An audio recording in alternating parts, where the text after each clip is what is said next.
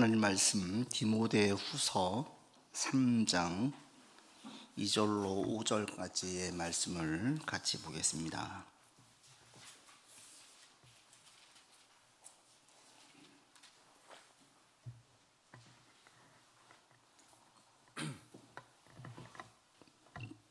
이중 3장 2절로 5절까지 같이 봉독하겠습니다. 사람들이 자기를 사랑하며 돈을 사랑하며 자랑하며 교만하며 비방하며 부모를 거역하며 감사하지 아니하며 거룩하지 아니하며 무정하며 원통함을 풀지 아니하며 모함하며 절제하지 못하며 사나우며 선한 것을 좋아하지 아니하며 배신하며 조급하며 자만하며 쾌락을 사랑하기를 하나님 사랑하는 것보다 더하며 경건의 모양은 있으나 경건의 능력은 부인하니 이 같은 자들에게서 내가 돌아서라. 아멘. 지난주 1절과 2절의 말씀을 가지고 함께 나눴죠. 너희는 이것을 알라. 디모데에게 사도 바울이 권할 때 말세, 마지막 때, 종말을 얘기했어요. 근데 우리가 지금 살고 있는 이 시대가 사실은 종말의 시대다라고 지난주 말씀을 드렸죠. 예수님께서 이 땅에 오심으로 하나님의 나라가 이미 우리에게 임했고, 주님께서 대신 재림할 때, 그때 또 우리가 이 땅에 죽어서 천국에 갈 때, 그때 완전한 하나님의 나라에 들어가는데, 예수님께서 이 땅에 오심으로 종말도 시작됐다. 그래서 우리에게는 지금 살고 있는 이 시대는 종말의 시대다, 마지막 때다. 그리고 그때는 더 가까워졌다. 근데 이 종말을 우리가 꼭 품고 있어야 되는데, 이 종말에 대한 강조하고 중요하게 여기는 것은 이단에서 자꾸 얘기해서 불안을 조정하고 두려움을 조정하기 위함이 아니라는 거죠. 초대교회 때의 말세를 대단히 중요하게 여겼어요. 지금 우리는 마지막 때에 살고 있다. 그런데 이것은 그러니까 아마 교회에 모여가지고 막 헌금 많이 하고 봉사 많이 하고 사회 다 단절하고 교회에서만 살아라, 이런 게 절대 아니라고 그랬습니다. 초대교회 때에 종말을 강조했던 이유는 그러니까 깨어 있어라, 그러니까 핍박을 견뎌라. 종말이란 말이 그들에게는 위로였어요. 소망이었어요. 담대하게 만들고 삶의 어려운 문제에 대해서 대범하게 만들었어요. 여러분들에게도 이런 마지막 때라는 것이 이렇게 위로가 될 수 있기를 바랍니다. 뭐 그런 말이 있잖아요. 뭐 죽기밖에 더 하겠어? 이 말이 우리 가운데 대단한 힘이 있기를 바랍니다. 그래봐야 죽기밖에 더 하겠어? 상당히 무서운 말이죠. 쉽게 못할 말이죠. 그런데 주 안에서 부활을 확실하게 믿고 하나님의 나라에 대한 확신을 가지면 이런 말을 할 수가 있는 거예요. 초대교회 때 이런 마음들이 있었죠. 그래봐야 죽기밖에 더 하겠어? 죽으면 새로운 시대가 열리는데, 부활하신 주님을 분명히 보았고 그분이 있는 곳으로 함께 가는데, 이것이 모든 두려움을 이기게 만들었고, 지금이 시련이 올 때 이건 당연한 거야. 왜? 우리가 지금 종말의 시대에 살고 있으니까. 왜? 이 세상은 하나님의 통치가 완전한 것이 아니기 때문에 이 땅에 시련과 고통과 어려움은 있을 수밖에 없어. 그러니까 어려움이 올 때에 하나님께서 나를 시험하시나? 또는 이것이 혹시 나한테 무슨 죄 때문에 그러나? 이런 두려움을 조장하는 것이 아니라 도리어 위로와 소망과 담대함과 대범함으로 나아갈 수 있게 만든다는 거예요. 여러분, 지난주 힘들고 어려운 부분이 있으셨습니까? 그런 부분을 가지고 다시 한번 여러분이 너무나 눌리지 않기를 바랍니다. 주님 바라보면서 힘을 얻으십시오. 지금 우리가 마지막 때에 살고 있으니 이런 것들은 당연하게 받아들이십시오. 지금 어려운 일들이 너무나 많이 있어요. 너무 놀라지 마십시오. 불안해하지도 마시고 조급해하지도 마십시오. 도리어 주님 바라보면서 다시 한번 여러분 시간 대범함과 또 담대함과 소망을 가지고 이 예배당을 나갈 수 있기를 바랍니다. 마지막 때의 가장 큰 특징 한 가지가 뭐냐? 2절에 바울이 제일 첫 번째 말하는 게 사람들이 자기를 사랑한다는 거예요. 사랑한다. 여기서 사랑한다라는 것은 본능적인 자기 보호를 말하지 않습니다. 사랑이라는 것은 자기 자신을 가장 중요하게 여기는 거예요. 삶의 으뜸으로 여기는 거예요. 그 누구보다도 자기를 가장 사랑해서 내가 어디 가든지 사랑받아야 되고 인정받아야 되고 이런 마음이 강한 거예요. 내가 이루고자 하는 것들이 이루어지지 못할 때 받아들이기 힘들어하는 거예요. 자기가 제일 중요한 사람, 이게 자기 사랑이에요. 그리고 말세 때의 2절로 4절까지 보시면 쭉 많은 말씀들이 있죠. 돈을 사랑하고 자랑하고 교만하고 비방하고 쭉 있는데 이 모든 게 사실은 2절 첫 번째에 나와 있는 자기를 사랑하는 것과 다 연관되어져 있어요. 자기를 사랑하는 사람들 보세요. 왜 자기를 사랑하는 사람들이 그러냐? 자기를 사랑하는 사람들은 다른 사람들에게 인정받고자 하는 욕구가 커요. 그러니까 누구보다도 자기를 소중하게 여기기 때문에 누군가 내 말을 무시하면 못 견뎌해요. 나를 감히 무시해? 견디지 못해요. 어디에서든 자기가 좀 돋보여야 돼요. 자랑할 게 있으면 자꾸 자랑하고 싶어해요. 과시하고 싶어해요. 그러다 보니까 자기보다 능력이 뛰어난 사람이 나타나서 인기가 그 사람에게 쏠리면 그때부터 헐뜯기 시작해요. 삐뚤어진 시각으로 바라보고요. 비꼬고요. 삐딱한 시선으로 바라보면서 뒤에서 뒷담화를 해요. 욕을 해요. 그리고 자기에게 힘이 있으면 그 사람에게 그 힘을 가해서 고통을 줘요. 이게 이제 무정한 거예요. 그리고 상대에게 고통을 가하는데 점점 더 심하면서 절제하지도 못해요. 그 사나운 것, 악한 것을 절제하지 못하고 계속 악랄하게 나가게 되어져요. 그리고 무엇보다도 자기를 사랑하면, 여러분 2절에 보십시오. 자기를 사랑하며 그 다음에 또 무엇을 사랑한다고 나와 있습니까? 자연스럽게 자기를 사랑하는 사람은 돈을 사랑할 수밖에 없어요. 여기서 돈을 사랑한다는 것은 돈을 규모 있게 쓴다는 게 아니에요. 돈을 규모 있게 수입과 지출을 따지고 돈을 모아서 미리 준비하고 이런 것들은 지혜로운 자예요. 여기서 돈을 사랑한다는 것은 모든 것에 자기의 인생을 거기에 맡기는 거예요. 근데 자기를 사랑하면 돈을 사랑할 수밖에 없어요. 가장 소중하게 여길 수밖에 없어요. 왜? 돈만큼 나를 돋보이게 만드는데 즉각적이고 효과적인 게 없기 때문에 그렇습니다. 동창 모임 갔어요? 딴 말 필요 없죠. 과거에 전국 1등 했는지 몇 등 했는지 뭐 임원을 했는지 중요하지 않아요. 그냥 갈 때 외제차 타고 가면 돼요. 명품으로 치장하면 돼요. 슬쩍 한마디 내가 어떤 아파트 살고 있는지 흘리면 돼요. 그러면 다 끝나요. 세상에서는 돈이 너무나 크게 자기를 과시하고 돋보이게 만들 수 있어요. 예전에는 졸부가 있었어요. 졸부가. 그리고 예전에는 인격이 더 중요해서 아무리 부자여서 저 사람이 인격적으로 좋지 못했으면 그렇게 인정하지 않았어요. 존경하지 않았어요. 또 오늘 이 시대는 졸부라는 개념이 없어요. 수단과 방법을 가리지 않고 돈만 많이 벌면 돼요. 이게 왜 그러냐면 이 옆집에 누가 사는지를 몰라요. 예전에는 그냥 같이 오랫동안 살다 보니 저 사람이 어떻게 돈을 벌었는지를 다 알았어요. 지금은 드러나기 전까지 악랄한 수단으로 돈을 벌어가지고 이사가 버리면 돼요. 주변에 아무도 없고 그냥 거기서 돈을 막 쓰면 주변에서 이제 인정받기 시작하는 거죠. 자기를 사랑하는 사람들은 돈을 사랑해요. 그래서 돈을 갈망해요. 돈에 자기의 모든 걸 다 드라이브를 시켜서 거기로 돌아가요. 또 오늘날 이 시대를 보십시오. 이런 모습이 점점 더 커지고 있죠. 이게 어느 나라에서 더 커지고 있는 줄 아십니까?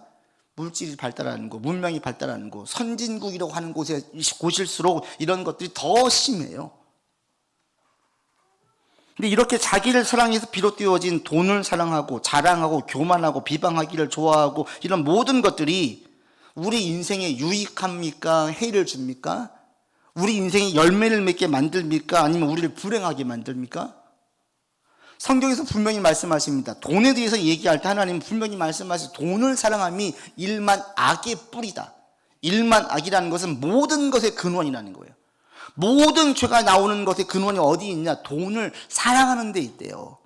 돈을 규모 있게 쓰는 게 아니라 돈에 대한 사랑이 너무나 비정상적일 정도로 거기에 다 들어가 있어요. 돈을 사랑하면 필연적으로 죄를 지울 수밖에 없어요.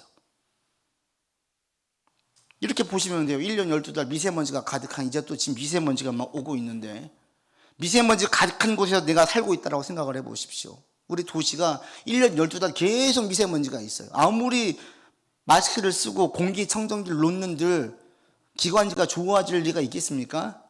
합병증이 안 오겠습니까? 그런 환경에 있으면 자연스럽게 많은 병들이 내 가운데 나를 힘들게 만들어요. 그런 것처럼 돈을 사랑한다는 것은 내 삶에 미세먼지가 가득한 환경 속에 지금 나를 몰아넣고 있다는 거예요. 그래서 그것이 많은 합병증을 유방을 해요. 돈을 사랑해서 가정이 행복할 수 없습니다. 왜? 자식보다 돈을 더 사랑하기 때문에. 왜? 아내보다 돈을 더 사랑하기 때문에. 그런 가정이 행복하겠습니까? 아무리 풍요로워도 자녀들은 만족하지 못할걸요? 큰 다음에 그런 말 할 거예요. 아버지가 나한테 해준 게 뭐가 있어요? 다 해줬다고 생각하지만 물질이 결코 채워주지 못하거든요. 돈이 으뜸인 사람들은 돈으로 다 해결하려고, 돈이면 다 된다고 생각을 해요. 안 되거든요. 돈을 사랑하는 사람들은 자기 몸을 혹사시켜요. 나중에 병들고 난 다음에 후회하죠. 돈만 생각을 하지 자기의 정상적인 몸의 상태를 돌아보지 못해요. 계속 가서 과로해서 여러 가지 병이 생겨요.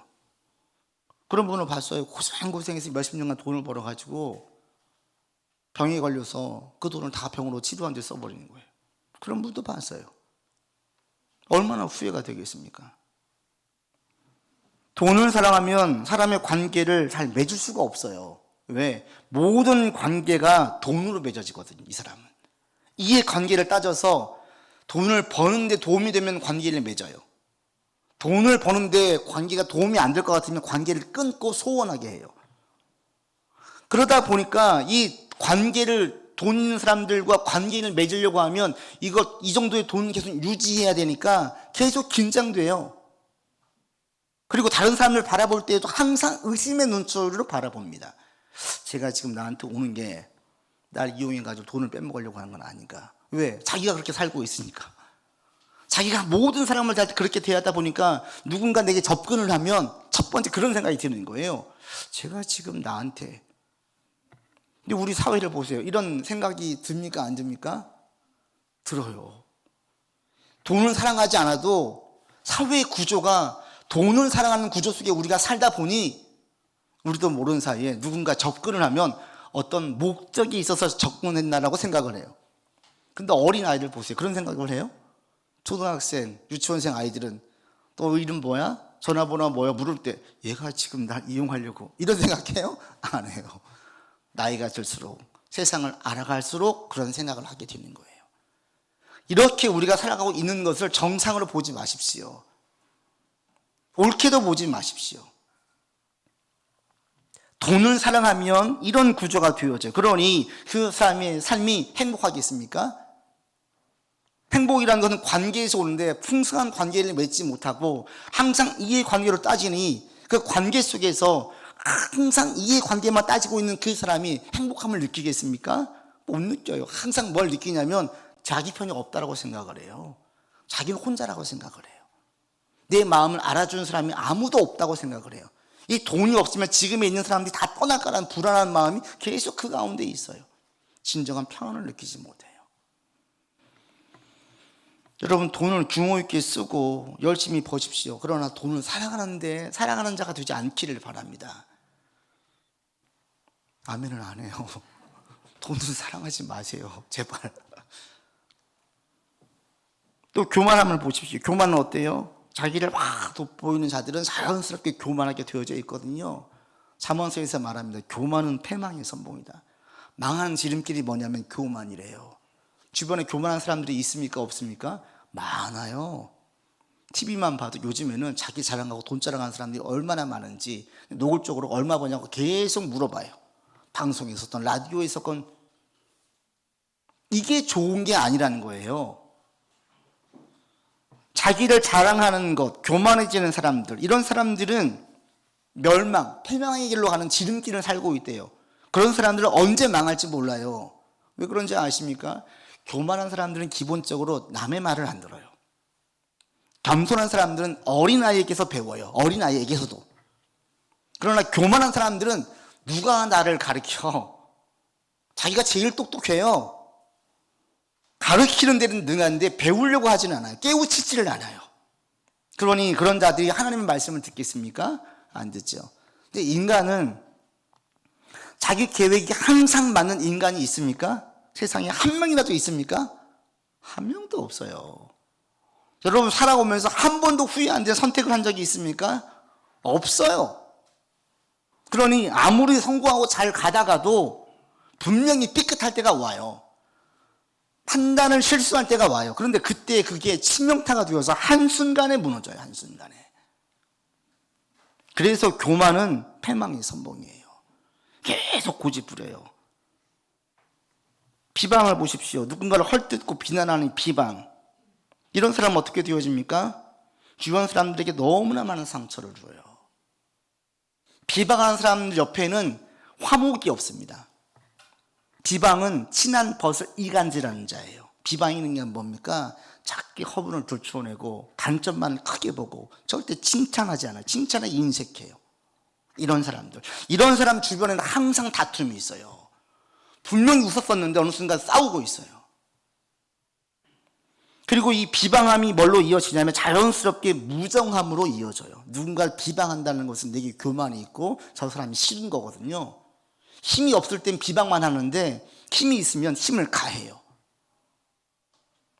그래서 무정하고 저 사람의 고통을 헤아리지 못하고 그냥 막 강하는 거예요.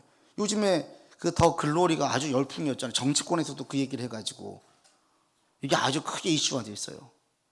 거기를 보면 어떻습니까? 학교 폭력이 너무나 실질적으로 다루어지는데 더 큰 충격은 거기 있는 내용들이 지금 우리 한국 사회에서 드러나고 있다는 거예요. 지난번에 언투 TV에서 구독자 121만 명을 둔 그 곽튜버라고 있습니다. 여행 프로하는 이 친구가 얘기하잖아. 자기가 초등학교부터 고등학교 1학년 때까지 계속 학교 폭력을 당했대요. 결국 고1 때 자퇴했어요. 그리고 이런 자기가 고통당하는 것을 자신 있게 얘기할 수 있는 게 언제 얘기했냐면 27살 때, 27살 때 처음으로 얘기를 했대. 나 학폭당했었어.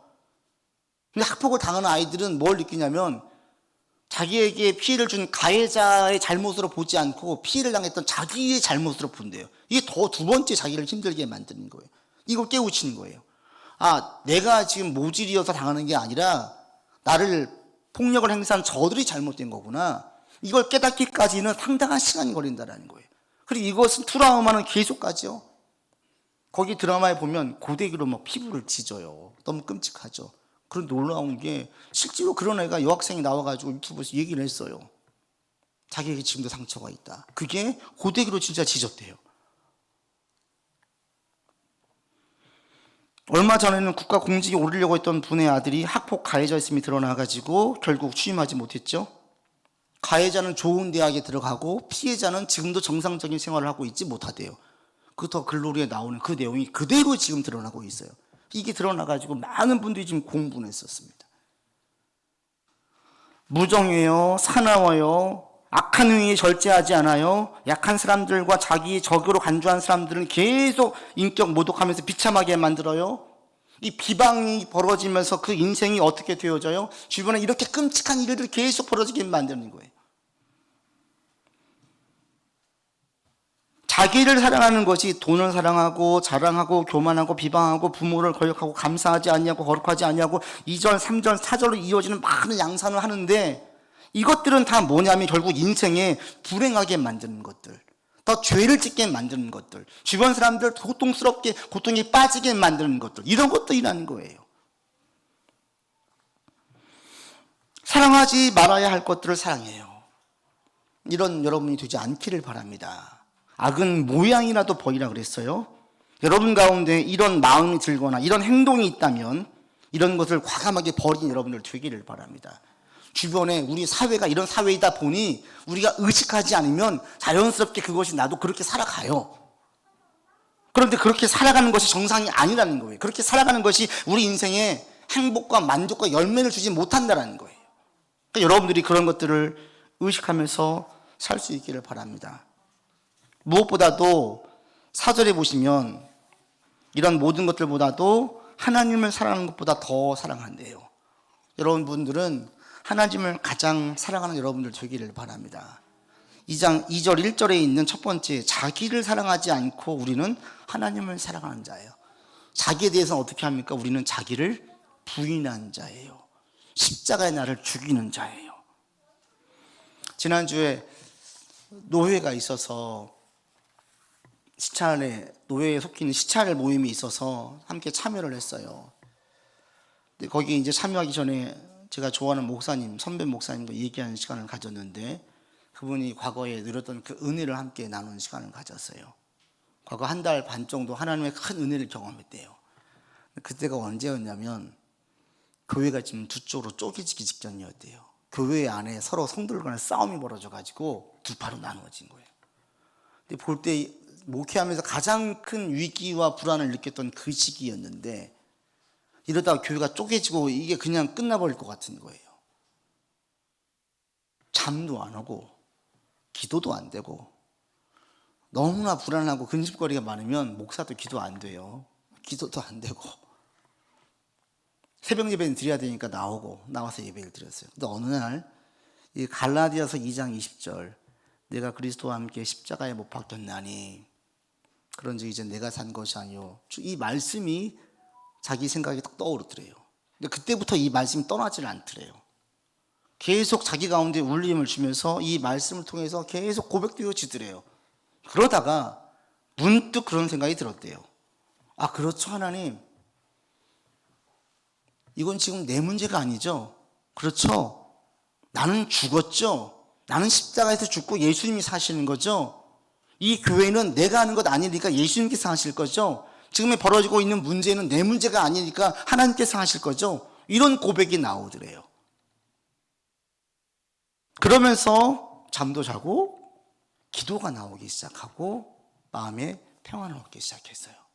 그분 고백으로 그래요. 자기가 그때 그런 한 달 반 정도 계속 그 말씀이 울림이 있으면서 한 달 반 정도 하나님의 은혜가 있었는데, 내가 살아보니까 그때만큼 죄짓지 않고 살아본 적이 없는 것 같아요. 가장 깨끗했던 시기가 그 시기래요.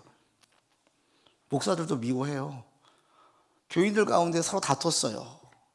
분쟁이 터졌어요. 왜 저분은 저런 얘기를 해가지고 저 사람에게 상처를 주고 왜 저럴까? 자꾸 그러면 가시적거리를 하면 미움이 들어요. 그런데 그럴 때마다 이분은 갈라디아서 2장 20절 말씀이 자기를 치더래요. 내가 죽더래요.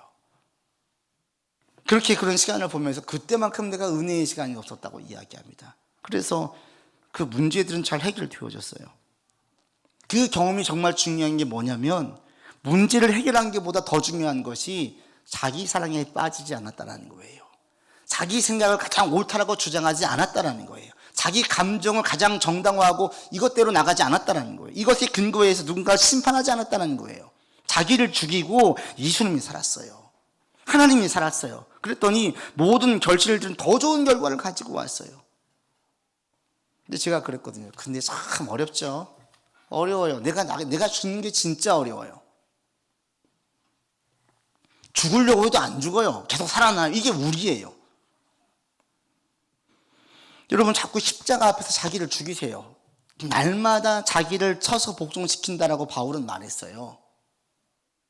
여러분, 십자가 앞에서 죽으면, 내가 죽고 예수님이 살면 우리의 삶은 훨씬 풍성해집니다. 내가 살려고 하면 자꾸 죄를 짓게 되어져 있어요. 예수님을 여러분 자신보다 더 사랑하려고 힘쓰기를 바랍니다. 아멘. 자꾸 나를 죽이십시오. 내가 나를 사랑하면 사랑할수록 나는 망하게 되고 나는 더 죄를 짓게 되어지는 삶을 살 수밖에 없습니다. 할 수 있으면 힘써서 주님을 더 사랑하고 주님 앞에서 나를 죽이는 자 되기를 바랍니다. 아멘. 말세때에 또 하나 특징이 있습니다. 그게 5절인데요. 같이 보겠습니다. 경건의 모양은 있으나 경건의 능력은 부인하니 이 같은 자들에게서 내가 돌아서라. 이건 이제 교회 안에 있는 자들에게 말해요. 또는 자기가 예수를 믿는다고 말하는 사람들에게 해당되어지는 구절입니다. 경건의 모양은 있대요. 자기는 예수 믿는 사람이래요. 이제 주일날 성경책을 들고 가요. 또 교회에서 봉사도 해요. 성가대도 하고 차량 봉사도 하고 다양하게 봉사도 해요. 경건의 모양이 있어요. 그런데 경건의 능력은 부인해요. 여기서 주목할 것이 뭐냐면 경건의 능력이 없는 게 아니에요. 능력을 부인하는 거예요. 부인한다는 게 무엇입니까? 어떻게 살아야 경건의 능력이 있는지를 안다는 걸 전제해요. 운동을 하면, 달리기를 하면 좋은 줄 아는데 운동 안 하는 것과 달리기 할 때 이게 몸에 좋은지를 모르고 운동을 안 하는 것은 다른 얘기예요. 경건을 어떻게 하면 경건하게 살 수 있는지를 아는데 부인하는 거예요. 거절하는 거예요. 거부하는 거예요. 이런 자들이 많아진다는 거죠. 이런 사람들이 지금 이 땅 가운데 많이 있습니까? 없습니까? 너무 많습니다. 종교 교육이 이렇고 많은 하나님의 역사 있었던 중세시대 유럽의 지금 교회들 보십시오. 큰 대형 교회를 다 펍으로 바뀌었어요. 술집으로 바뀌어지고 극장으로 바뀌어지고 점점 사양길에 있어요. 그런데 그들은 놀라웠게도 종교를 안에 뭐라고 쓰면 기독교라고 써요. 1년에 4번 갑니다. 성년식 때 한 번 가고 세례식 때 한 번 가고 결혼식 때 한 번 가고 그리고 장례식 때 가요. 그러면서 자기는 기독교래요. 자기는 믿는다고 이야기해요. 모양이 있는 것 같아요. 그러나 능력은 없어요. 주일 한 번도 교회에 가지 않는 성도들이라고 하는 교인, 자기가 믿는다고 얘기한 사람들이 오늘날 한국 교회도 너무 많아졌어요. 정말 많아졌어요. 그런데 그들은 예수 믿는데요. 근데 여러분 냉정하게 얘기해서 주일날 교회 가지 않으면서 경건의 능력이 나타날 수 있을까요? 저는 거의 99% 없다고 봐요. 불가능하다고 봐요. 주일 예배 한 번 드리고도 사실은 경건의 능력이 나타날 수 없어요. 거의 불가능해요. 주일 예배 한 번 드리는 사람들을 통해서 경건의 능력이 나타날까요? 능력이 나타나는 것은 아는 것과 다르다고 했습니다. 아는 것이 행동으로 옮겨지는 것은 다른 문제예요. 알아요. 뭐가 좋은지 알아요. 뭐가 건강이 좋은지 아는데 안 해요. 어떤 게 그리스도인으로 능력이 나타나고 진짜 풍성한 삶을 살게 하는지를 알아요. 그런데 안 해요.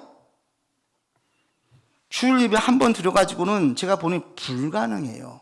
주일 예배 한 번 드리는데도 자기는 그렇게 은혜 가운데 있고 능력이 나타나고 있다. 주일 예배를 안 드리는데 능력이 나타난다. 이런 사람들은 주일 한 번이 아니라 매일매일 삶에서 말씀을 의식하는 사람이에요. 찬양을 듣거나 개인 기도하는 시간을 가지거나 말씀을 가까이 하는 사람들이지 주일 예배 한 번만 드렸는데 이런 일이 있다? 불가능합니다. 제가 새벽 예배를 드릴 때마다 느끼는 게 그거예요. 아, 정말 예배를 매일 드리는 게 정말 좋겠구나. 매일 드리는 게 깨달음이 더 크겠구나. 예배를 드릴 때 그 기도를 해서 그래요. 기도를 드릴 때 처음 기도하는 분들은 기도 엄청 오래 한 것 같아요. 눈 떠보면 몇 분 지났어요? 5분 지났어요. 또 기도해요. 한참을 기도했어요. 보니까 또 5분 지났어요. 근데 이제 할 말이 없어요.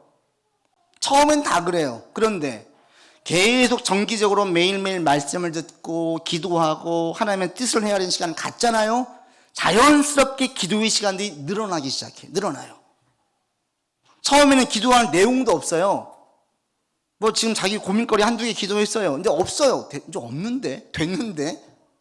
기도를 하면 할수록 기도할 내용들이 많아져요. 처음에는 모르는 사람에게 얘기하듯이 기도해요. 좀 되면 해요. 그런데 시간이 흘러갈수록 마음이 담겨져요. 감정이 들어가요. 간절함이 있어요. 자기의 모든 걸 다 쏟으면서 기도해요. 이러면서 자연스럽게 경건의 능력으로 이어지는 거예요. 이런 은혜를 경험하는 사람들이, 이런 분들이 주의 말씀을 강하게 느끼고 이게 와닿고 여기에 순종하고자 하는 동기가 부여되어지고 성령 하나님께서 나에게 깨우침을 주세요. 그런데 예배 한 번 드리고 또는 어렸을 때 예배 드리고 교회를 끊는 사람들이 일상의 삶에서 그리스도의 능력이 나타날까요? 그리스도의 능력이 뭡니까? 2절로부터 4절까지 있는 내용들이에요. 오늘 본문만 가지고 본다면 자기를 사랑하지 않고 돈을 사랑하지 않고 교만하지 않고 비방하지 않고 살아갑니까? 아니요. 믿지 않는 사람들과 똑같이 살아가요. 많은 경우는 너 예수 믿는 사람이야? 이런 얘기가 나오지요. 또 교회 다녔어? 이런 얘기 나와요. 그래? 나 모태신앙이야. 나 20년 30년 됐어. 그런데 믿지 않는 사람들과 똑같아요. 이건 뭡니까? 경건의 능력이 없어요. 우리는 경건의 능력을 자꾸 성공, 풍요로움, 어떤 능력의 과시 이거로만 보는데 성경에서 말씀하신 경건의 능력은 이런 것들이 아니에요. 여러분 2절로 4절까지만 보셔도 돼요. 이 반대로 사는 것, 이게 자연스럽게 내게 있는 것. 내 가운데 무정하지 않고 원통함을 풀지 않고 싸납지 아니하고 선한 것에 힘쓰고 절제하게 되어지고 자랑하지 않고 교만하지 않는 것. 이게 경건의 능력이에요. 이런 것들은 교회에서 봉사하고 주일 예배 한 번 드리고 내가 예수 믿는 사람이야 라는 고백으로 나오지 않아요. 여러분 삶에 문제가 있을 때 이런 분들은, 능력이 나타나는 분들은 문제가 있을 때마다 기도해요. 무시로 기도해요. 문제가 있을 때 자꾸 하나님의 뜻을 물어요. 하나님, 이게 어떤 뜻이 있어요? 이거 어떻게 해야 돼요? 하나님께 물어요. 그런 가운데 그분들을 통해서 자연스럽게 경건의 능력이 나타나요. 지금 한국 교회가 위기라고 하는데 진짜 위기예요. 경건의 모양을 가진 분들은 많은데 경건의 능력이 나타나는 분들은 적어요. 예수 믿는다고 하고 교회에서 봉사도 하는데 주일날 예배 끝나고 집에 가면 성경책을 집어 던지지는 않지만 두고 잊고 살아요. 그리고 주일날 또 나와요. 막 열심히 해요. 이게 경건의 능력이 아니라는 거예요. 여러분 삶에 어떤 문제가 있습니까? 그 문제를 가지고 주님 앞에서 씨름하기를 바랍니다. 문제가 있으면 기도란 사인이에요. 문제가 있으면 주님의 은혜가 임하기 직전의 사인입니다. 여러분 어떤 문제가 있으세요? 하나님의 뜻을 물어보세요. 거기 하나님 어떤 뜻이 있습니까? 그리고 그 어느 때보다도 더 간절하게 주의 도움을 구하십시오. 불안하고 회의에 빠지려고 할 때 하나님의 선하심을 묵상하십시오. 아니요, 하나님 날 사랑하셔. 하나님은 선하셔. 좋은 길로 인도하실 거야. 자꾸 되뇌이세요. 그리고 나의 계획, 내 예상 이거 자꾸 내려놓으세요. 아이고, 내 계획은 틀어졌는데 하나님의 계획은 더 좋을 거야. 하나님의 뜻을 믿고 따라갈 거야. 그러면 반드시 내게 풍성하게 열매를 맺게 해주실 거야. 성경이 기록되어져 있어. 많은 산 증인들이 있어. 여러분 그렇게 할 때 우리가 믿음의 계보를 같이 이어갈 수 있어요.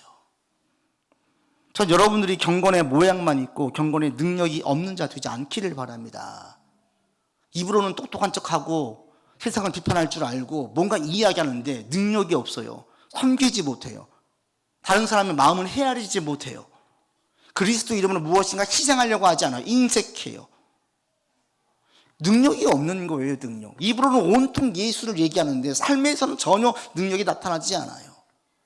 차라리 말을 어눌하고 못할지언정 여러분의 삶에서 경건의 능력, 그리스도의 능력이 나타나기를 바랍니다. 여러분 헛똑똑이 되지 마세요.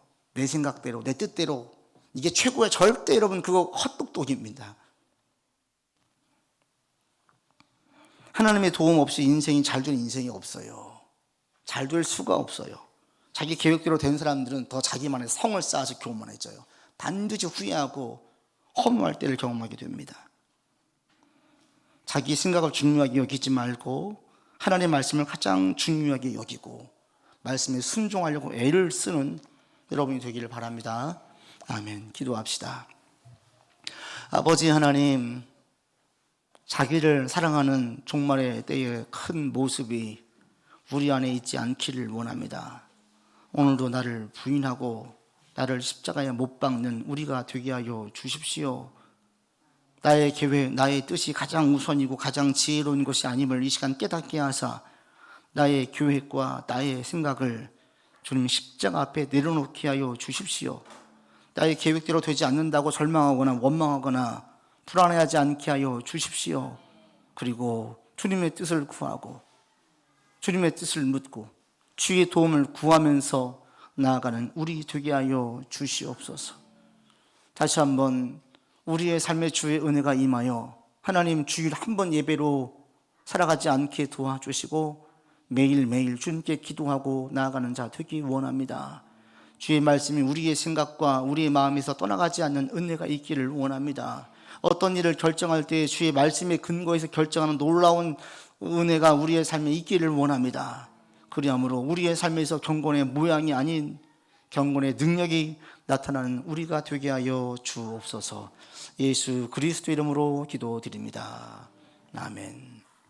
찬송 176장 찬양하면서 봉헌하겠습니다.